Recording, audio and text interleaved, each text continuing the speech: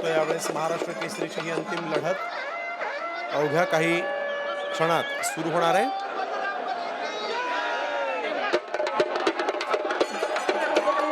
अजित पवार, केंद्रीय मंत्री मुरलीधर मोहोळ यांनी दोन्ही मल्लांना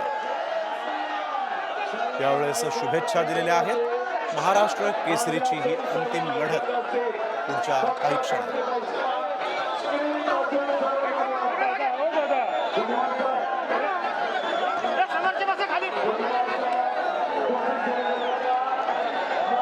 मॅट विभागातून पृथ्वीराज मोहोळ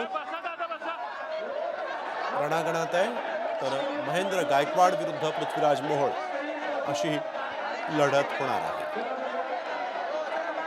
कोण होणार 67वा महाराष्ट्र केसरी अवघ्या काही क्षणात आपण पाहणार आहोत। मॅट विभागातील अंतिम सामन्यानंतर गोंधळ झाला होता आणि त्यानंतर आता पुन्हा एकदा इथं महाराष्ट्र केसरीची अंतिम लढत होत आहे। ही थेट दृश्य अहिल्यानगरमधून यावेळेस महाराष्ट्र केसरीची गदा कोण घेऊन जाणार? शिवराज राक्षे याचा काही वेळापूर्वी इथं आपण बघितलेला आहे, गोंधळ झाला होता। मला हा निकाल मान्य नाही असं शिवराज राक्षेनं म्हटलं होतं। पृथ्वीराज मोहोळनं त्याच्यावर मात केलेली आहे आणि आता महेंद्र गायकवाड विरुद्ध पृथ्वीराज मोहोळ रणांगणात कुस्तीच्या या रणांगणामध्ये आपण बघतोय।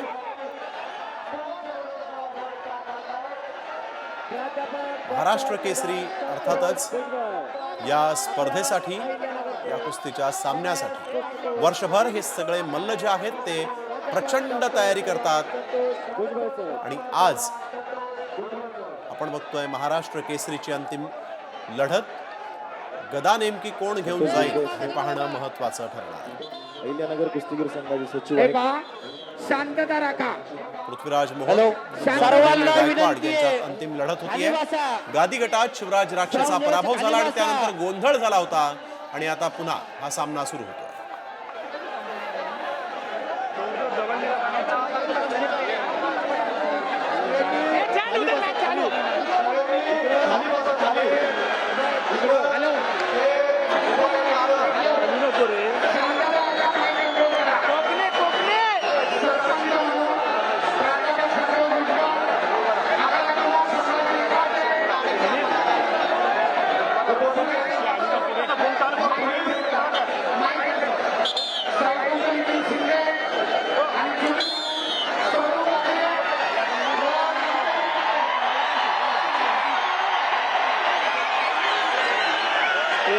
किती हलतोय रे?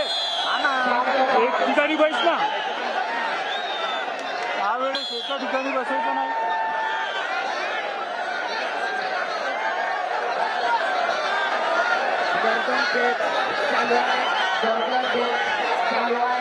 लाल कस्टमध्ये पुणे जिल्ह्याचा पृथ्वीराज मोहोळ, कर्मिला कस्टमध्ये महेंद्र गायकवाड।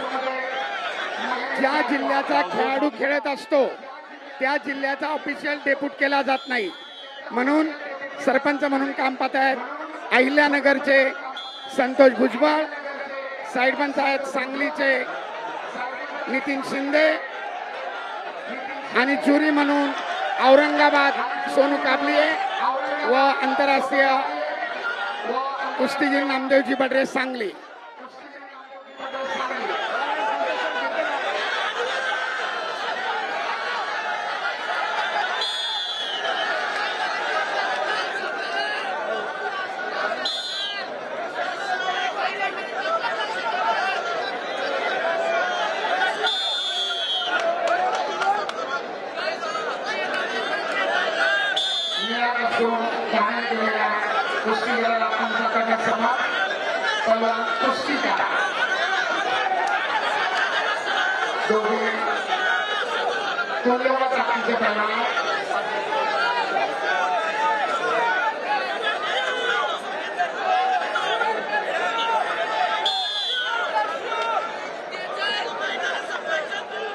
मोबाईल मोबाईल खाली हे बघा खाली खाली उठू नका समोर